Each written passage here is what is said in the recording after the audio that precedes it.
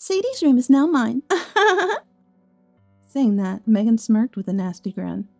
I felt a strong disgust at her expression. No good wife should live in the warehouse. Joining in Megan's cruel joke, my mother-in-law Abigail and father-in-law Ethan began to drive me out. I thought we were close, but it turns out they're on Megan's side after all. Seeing Abigail and Ethan's nasty smiles, just like Megan's, any familial affection I had for them vanishes. Instead, a strong rage surges within me. All right then, I'll do as you wish. My words delight Megan, Abigail, and Ethan. Turning my back on them, I grab only the essentials and leave the house. They need to be taught a harsh lesson to understand the gravity of their actions. The only person I'm concerned about is Noah, who cared for me until the end. Sometime later, my mobile phone keeps ringing, calls from Abigail and Ethan. But it's not me who answers the phone, it's my husband Kevin. What's going on? The first thing heard is Megan's howling voice. Our house is gone, turned into an empty lot. I am Sadie, a 46-year-old working mother. I grew up in a residential childcare facility. My parents died in a car accident when I was very young, and by then I had no grandparents, siblings, or relatives to take me in. So I ended up in the residential childcare facility. Because of this, I faced bullying at school. I didn't really have close friends. Sadie, let's play together. Yeah, sure. However, I did have friends at the residential childcare facility. The older ones taught me various things, and the younger ones adored me. Just having these friends from the residential childcare facility made me feel truly happy. Then, without being adopted by anyone, I graduated from high school and started working immediately. Due to my experience during school, I struggled with social interactions and focused solely on my job. But then, someone outside of my residential childcare facility friends recognized me for the first time. You're doing great every day, Sadie. Your meticulous work makes our job easier. Thank you. That's my husband, Kevin. Kevin approached my work and often praised me. Gradually, we started sharing personal stories, and when I shared my dreams, I want to support you. In fact, I want to be a part of it, he said. With Kevin's encouragement, I worked hard towards my dreams, and within a few years as an adult, I managed to achieve them. Would you, want to go out with me? That's when Kevin confessed his feelings. By that time, I had grown fond of gentle Kevin, and since he was supportive of my dreams, I accepted. Thanks. Now there's something I need to tell you about, Sadie. That's when Kevin told me about his divorce, and that he had a child. So while dating Kevin, I got to meet his daughter, Megan. Megan was adorable, with a constant smile on her face. Sadie, will you be my mom? After meeting a few times, Megan asked me this, and I decided to become Megan's mom. What worried me were Abigail and Ethan. Being from a residential childcare facility, I feared they might see me as poorly raised, deprived of parental love, a pitiful child. I worried they might not approve of my marriage to Kevin. Aren't you lovely? Oh, what a wonderful person. Please take good care of Kevin and Megan. Contrary to my fears, Abigail and Ethan accepted me. I felt I could build a wonderful family with them. Until I got married, I truly believed that. Soon after the wedding, I got pregnant with our son John. I thought we would always live happily. We could overcome any difficulty. I truly believed that until I saw their true colors. Hey Sadie, give me my allowance. Megan, you got your allowance last week, didn't you? That's not nearly enough. Megan, once thought young and adorable, had grown into a twisted personality. She hardly went to school, always out somewhere, and she constantly demanded money. What do you need it for? Explain that first, then I'll decide whether to give it to you. Also, the school called. Make sure you go. Shut up.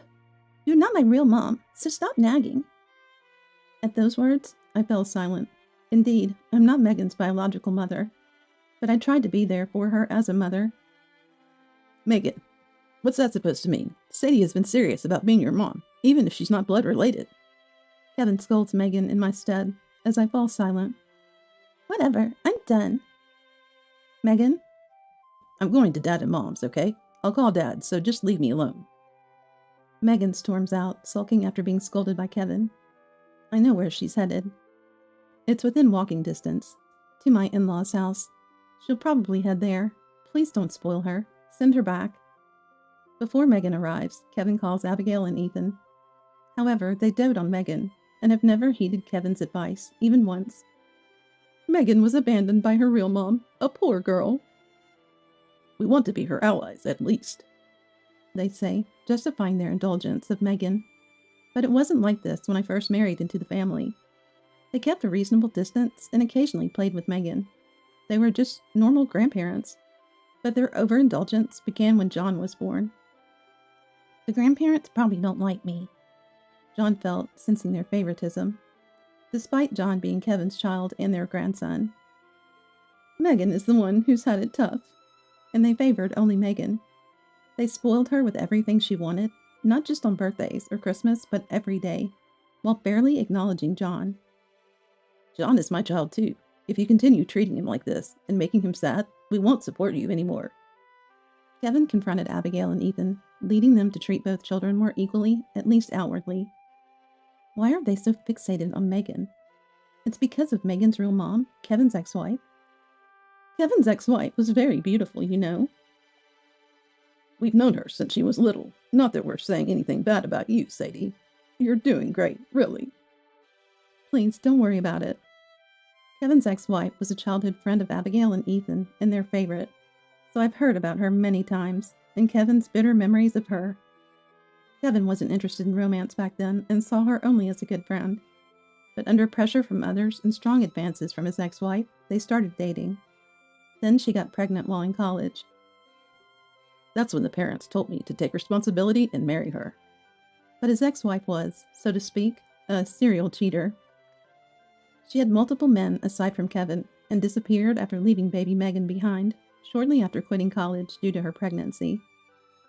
Kevin and Megan's search found her living with a wealthy man she was seeing. They divorced, settling alimony and child support in a lump sum during the divorce proceedings. I do feel sorry for her too, but just pampering her won't really help Megan. I understand how you feel, Sadie, and actually, you're right. That's why I had sympathy for Megan and was determined to become her real mom. But after remarrying, she turned against me, saying, "You're not my real mom." Especially when I was pregnant with John, she found it disgusting and even tried to push me down the stairs. Luckily, Kevin was there to save me. Megan is growing up to be more like her real mom. Watching Megan, I sigh with a tired and troubled expression. Kevin, it isn't your fault. You're a good dad to both Megan and John. I soothe Kevin, wondering what to do. This situation isn't good for Megan, but moving because of our jobs is difficult, and separating Megan from Abigail and Ethan seems unlikely. What's wrong, you two? John, concerned, approaches us as we're lost in thought. We hastily reassure him that it's nothing and shift our attention to him. That day, Megan stayed at the in-laws' house and didn't return. Time passed and somehow Megan managed to graduate from high school. I'm leaving home today, Megan suddenly announces, leaving me and of course Kevin shocked. What's happened all of a sudden? I'm pregnant, so I'm leaving. At her words, Kevin's face turns into one of anger. He must be thinking of his ex-wife, who vanished during her student days after becoming pregnant. Megan, didn't I tell you not to end up like your mother? And yet... Shut up. What I do is my business. Fine. If you want to be that way, leave. I disown you, Megan. Don't ever call yourself my daughter again. Kevin shouts. That's what I planned from the start, Megan retorts. She left so easily because, apparently, Abigail and Ethan had been funding her. I told you not to spoil Megan. And to give her money after she made a mistake? What are you thinking? Calm down, Kevin. Kevin storms over to Abigail and Ethan's place, and I manage to calm him down. John then looks at Abigail and Ethan. Megan turned out that way because Grandpa spoiled her. If you cared about her, you should have stopped. John and Megan were never close. He admired her when they were younger, but soon realized her true nature and distanced himself. After being repeatedly called dark and academically poor by Megan, John was determined to prove her wrong by studying hard. Perhaps because of this, John, still a grade schooler, seems to think like an adult. I'm glad Grandpa and Grandma didn't like me. It made me grow up properly. Abigail and Ethan were shocked by John's words. They never imagined John knew they disliked him, much less that he'd be saying disliked was a good thing. We're sorry. We were wrong. Then Abigail and Ethan apologized, regretting their overindulgence, thinking it was out of pity. It's too late for understanding. Calm down. I soothed Kevin while stroking John's head. But I'm not a kid, stop it, he protests. Looking at him, I realize John might be similar to Kevin. His stern approach to Abigail and Ethan is strikingly similar. The irritation towards Megan seems to vanish, witnessing John's growth. After that, Abigail and Ethan deeply apologized to us and began sending gifts occasionally, maintaining a proper distance. This might lead to mending our relationship eventually. Sadie, you're so kind. Kevin smiles, looking slightly troubled by my words. To me, they are among the few who accepted my background from the residential child care facility, apart from Kevin. That's why I wanted to believe in them. Seeing my explanation, Kevin looks thoughtful. Something on your mind? No, nothing. He gently shakes his head with a smile. We continued our peaceful life, keeping a suitable distance with Abigail and Ethan. John, as he grew, started taking an interest in our work. I want to do the same work as you, Dad. Eventually, he expresses such a desire. We support John's dream. Being studious from a young age, John sometimes seeks our guidance. Each time we teach him, and as he grows, his understanding deepens. We could feel John's growth. On the other hand, Megan, after receiving money from Abigail and Ethan, became unable to reach. We don't know where she is now, and have decided to leave it be. Am I heartless? Not at all. You've done enough, Mom. Kevin and John reassure me when I voice my concern. I smile and thank them. Even though I say that, I still wonder. I look at old photos. There's Megan smiling. How did it turn out like this? I murmur, looking at Megan's photo. I thought I had been supportive enough. I shouldn't dwell on it forever. Megan will surely live strong wherever she is. Now I focus on John's future. It took years, but I managed to move on. Years passed, and John, once a grade schooler, is now in college. I've been thinking about my future and decided to move out, maybe near the university. With that, John starts living independently with his college admission. We visit occasionally, and despite struggling with unfamiliar household chores, he seems to be managing well. Sadie, can we talk about something? What is it? Right after John moved out, Kevin approached me with a concern about his parents' house. The house is getting old and needs repairs soon. However, the renovation costs are significant, and Abigail and Ethan can't afford it alone. Why don't we live together then? Really? Are you sure? I don't mind. Of course, if you're okay with it. By that time, our relationship with Abigail and Ethan had improved, so we discussed and decided to buy a house where we could live together. Thank you for suggesting we live together, Sadie. We'll make sure not to trouble you. True to their word, Abigail and Ethan didn't interfere with us, always notifying us in advance when they wanted to visit our part of the house. We sometimes shared meals, but mostly we continued keeping an appropriate distance. One day, Kevin had to go on a long business trip abroad. If anything happens, don't hesitate or worry about the time. Just contact me immediately. Don't feel reserved because they're my parents. I understand, don't worry. Kevin was concerned until the last moment, but I reassured him and saw him off. In reality, my relationship with Abigail and Ethan remained unchanged, each of us not intruding more than necessary. I got busier with work, and my return home became later than before. A month passed, and Kevin was able to focus on his work without worry. Then, unexpectedly, "It's been a while." Megan. Megan suddenly appeared at our house, with 4 children in tow. "You've come back, Megan." "Welcome back, Megan." Unlike me, startled by this sudden visit, Abigail and Ethan welcomed her with smiles. I later found out that Abigail and Ethan had been in touch with Megan even after she left. "From today, the kids and I will live here." Her sudden declaration left me unable to comprehend. Megan, divorced and wayward in her student days, had nowhere else to turn except Abigail and Ethan. Besides, the youngest child was still an infant, so for the time being, Abigail and Ethan decided to take them in. What? She left on her own, and now returns without your permission. I immediately contacted Kevin about Megan. Kevin was furious and said he would return immediately.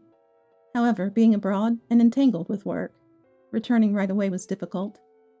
Don't worry, for now, they're with Abigail and Ethan, and if anything happens, John can help.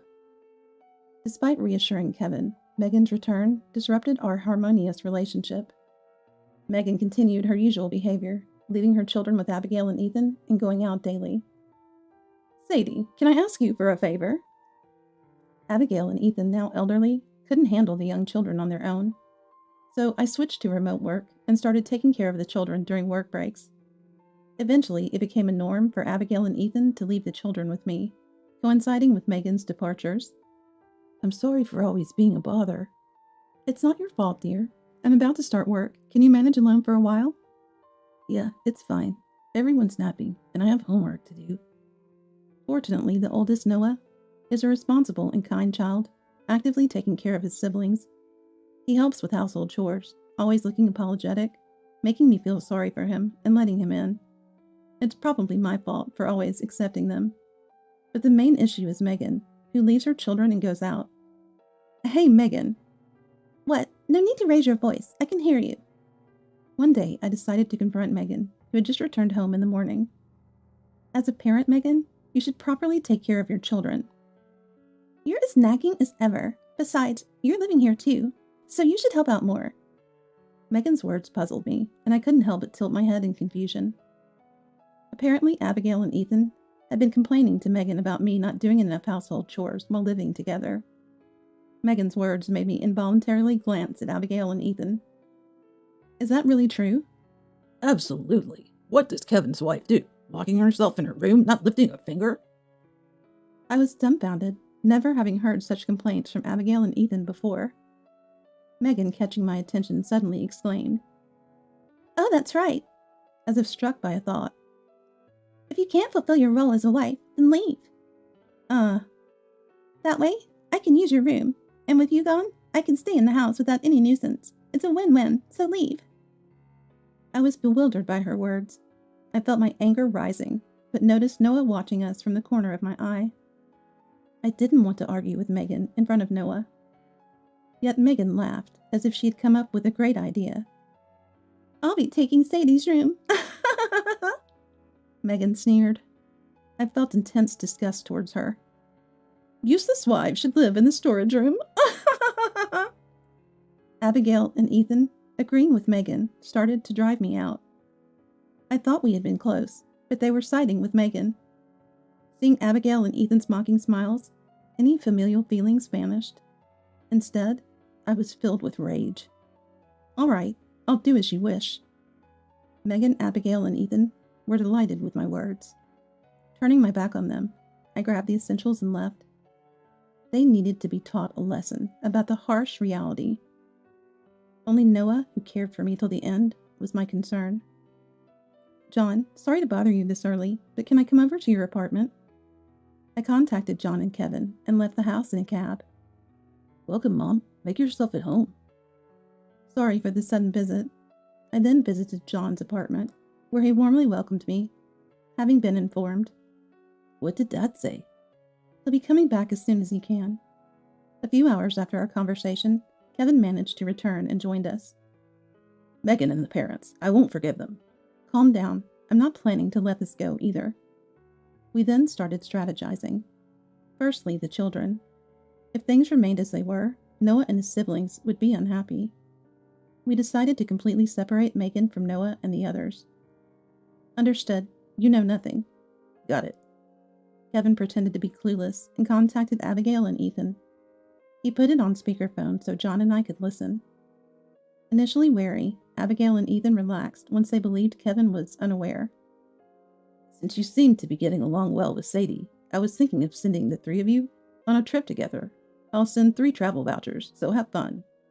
Kevin then gifted them a trip. As we anticipated, Abigail and Ethan left the house with Megan, overjoyed to be going on the trip without me. During their absence, Kevin, John, and I returned home. Sadie, you're back. I'm sorry for worrying you. It's all fine now. At home, a tearful and anxious Noah was holding his siblings. I immediately took the children under my care and started packing their belongings. Noah, do you know your dad's contact details? Yes, I remember. Can we call Dad? Yes, we can. Fortunately, Noah knew his dad's contact information, so we were able to reach out to Noah's dad. It turns out Noah's dad comes from a wealthy family and chose to divorce Megan after learning about her infidelities. Like mother, like daughter, huh? Kevin mutters, prompting a wry smile from me. Apparently, Noah's dad had intended to take custody of all the children. However, before the discussions could conclude, Megan disappeared with the kids. He had been searching for them ever since. He was grateful when we contacted him and quickly came to pick up the children. Sadie, thank you, and I'm sorry for all the trouble. Noah repeatedly expressed his gratitude and apologies while looking happily at his siblings going to their dad. We watched them leave with smiles and then got to work. Well, with this, there were no more regrets. Hello, I have a request. I contacted a real estate agent while Kevin arranged various matters, and John helped with the move. Working together, the house was soon emptied. We completed all necessary procedures and decided to move. I can't wait to see their faces.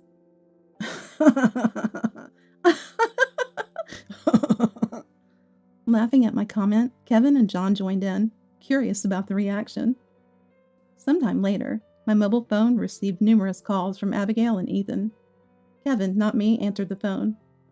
What's going on? Megan's phone was the first thing we heard, full of uproar. Kevin wore an exasperated expression. The house is gone, turned into an empty lot. And that's what she seemed to be saying. It seemed like the call was on speakerphone, as we could hear Abigail and Ethan demanding explanations. Explain this. Where are the children? What do you mean by that? What are you talking about? The house was bought by Sadie, paying a monthly mortgage of $2,000. It's Sadie's right to do as she pleases. Wait, Dad, Sadie's paying a $2,000 mortgage? Megan sounded bewildered, clearly not expecting Kevin's answer. Her tone, previously confident, was now filled with confusion. For now, Megan, your mom and dad's belongings have been sent to the apartment. Go there. Kevin explained coldly. We'll discuss this later at a place of our choosing. Stay quiet until then. With that, Kevin ended the call. The real game was about to begin. A few days later, we summoned them to a restaurant. A disgruntled Megan arrived, accompanied by Abigail and Ethan, who were trying to appease her. Upon seeing me, Megan glared sharply. What have you done to our house? Sitting there, listening to Megan, we couldn't help but feel astounded. Does Megan truly lack any sense of parental responsibility? Shouldn't your first concern be about your children? My words silenced Megan momentarily. Her expression betrayed her realization, seemingly forgotten until now. Where are the children? They've been taken in by their dad. What? Why are you doing things your way? According to Megan, the children were hers, a means for child support. It's Megan who's being unreasonable, Kevin retorted angrily. The attention shifted to Kevin's voice, and Megan fell silent. Even if they're not related by blood, I tried my best not to turn out like my ex-wife.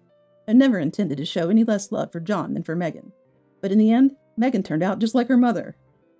Not related by blood? Megan mumbles in disbelief at Kevin's words. A revelation even Abigail and Ethan seemed unaware of, judging by their shocked faces. Indeed, Megan wasn't related by blood to Kevin. Megan is a child of my ex-wife and her affair partner. That's a lie. I'm married, knowing that, taking responsibility upon being told to. I raised Megan, pitied her, pitied after being abandoned by her parents, hoping she'd live a life different from her mother's, but it was all in vain, Kevin said.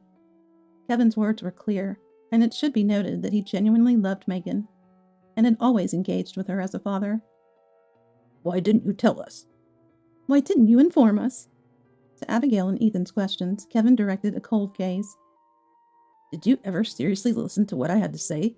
You always ignored my opinions after pretending to listen. Kevin recounted that even if he had claimed Megan wasn't his child, they would have disregarded his words and insisted on his responsibility. I remembered Abigail and Ethan's actions. Despite being told not to spoil Megan, They would agree in the moment, but never change their behavior. Even with John, they tried to show equal affection only after Kevin's intervention, but their neglect was evident. When Megan arrived, they left the children to me, ignoring my work schedule and leaving Noah and the siblings at our doorstep, without trying to understand. Abigail and Ethan claimed to accept Sadie's background from the residential childcare facility, but it seems it was never true. You never thought deeply about it.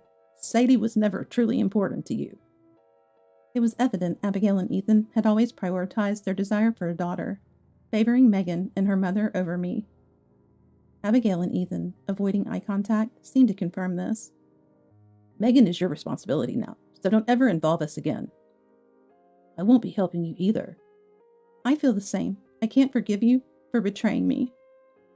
As we each expressed our resolution to part ways, Abigail and Ethan hung their heads. All lies. Sadie couldn't possibly afford a mortgage. It's all fabricated, right? Megan, regaining her composure, glared at me, prompting me to reveal the truth. Oh, didn't I mention? I happen to be a company president. Indeed, I was a company president. My dream had always been to own my own company. To achieve this, I worked for several years, saving and studying, and then started my own business. Sadie is the first person I've truly loved, so I want to be with her. Kevin, affirming his words, truly joined my company. Together, we grew the business, eventually expanding overseas. Kevin's business trip was an executive to our overseas branch. And John, he's studying business in college to one day take over my company. Sadie, a president? That can't be true. Megan, unaware of my position, was still in disbelief. Megan never took an interest in Mom's work. John coldly stated this. And his voice, it reminded me oddly of Kevin. Really? You never noticed? Even when the kids were younger, I worked from home as much as possible. Even with Kevin's help, it was a busy life balancing work, house chores, and childcare. I saw Mom working hard every day. I even heard her discussing complex business matters over the phone. We never lacked anything financially, even if we didn't know she was the president. We knew she was earning well. But you never gave me an allowance when I asked. You spent your allowance within a week, and Mom would give you more if you explained the need. She just didn't hand out money thoughtlessly like Grandpa and Grandma. John took out his mobile phone and showed them a video. It was an interview I did on TV. Mom's famous enough to be featured on TV. I thought you knew and came back to cash in on that. John was always cheeky, always acting superior as a younger brother. When did Megan ever treat me like a brother? You just saw me as an enemy because I'm Mom's son, and technically, Mom and I aren't even related by blood. Did you really think I'd listen to my so-called sister? Megan fell silent at John's words, though her eyes still glared at us with resentment. I wanted to be Megan's real mom, even if we weren't related by blood, but that didn't happen. Now I don't want to be Megan's mom anymore. In fact, I feel nothing but disgust. This can't be happening. It's all lies. From now on, no more support, no more help. You're on your own. Kevin declared this as we stood up, paid our share, and left the restaurant. My life is ruined because of Grandma and Grandpa. That's our line. If only Megan wasn't here. We can hear their loud argument as we left. Kevin and I then returned home safely. Our home, with its spacious yard, was peaceful as we discussed what to do with it. Please, tell me where the new house is. Abigail and Ethan reached out to us, but we chose to ignore them. After we left the restaurant, Megan, Abigail, and Ethan apparently had a fight. During the altercation, Megan broke some property and assaulted an intervening staff member, leading to her arrest. Additionally, it was revealed that Megan had been engaged in marriage fraud. It seems she was gallivanting at night, flirting with numerous boyfriends, hinting at marriage. And that led to the filing of complaints. Yes, and that compounded her charges, allowing Noah's dad to secure custody. I shared. After moving to our new house, Megan's ex-husband brought Noah and the other children to visit, and filled us in on Megan's situation. Seeing Noah happily living with his dad brought us relief. Despite repeated calls from Abigail and Ethan pleading for help, we remained silent. Dependent on our support, their lifestyle plummeted when we withdrew it. Having overspent on Megan, they had no savings and were now facing debt from the damages Megan caused at the restaurant. Relying solely on their old age pension, they were forced into part-time work in their old age. Actually, they even showed up at my college. Are you all right? Yeah, I noticed them immediately and called the police before any contact could be made. John's calm demeanor was a relief. The part-time job they had also ended due to the police incident, pushing them further into poverty. In stark contrast to Abigail and Ethan, our lives were thriving. My company's successful international expansion led to rapid growth. Despite the busyness, Kevin and I enjoyed fulfilling days. Oh, by the way, I've got a girlfriend. I'll bring her over to meet you, okay? John introduced us to Mia, a kind and sincere person, the opposite of Megan. It was too soon to judge, but seeing them happily together, I felt Mia could be trusted with John. Sadie, once work calms down, how about we go on a trip? Sounds wonderful. I smiled at Kevin's suggestion, looking forward to the trip and focusing on my work. Years passed. John joined the company as my successor, working hard every day. Mia, wanting to support John like Kevin did, also joined our company. The couple now lived nearby, happily married. It turns out Mia also grew up in the same residential childcare facility as you. This revelation brought Mia and me closer. Today, John and Mia were visiting. I prepared a delicious meal to welcome them. During their visit, Mia shared the news of our soon-to-arrive grandchild, filling us with joy and excitement.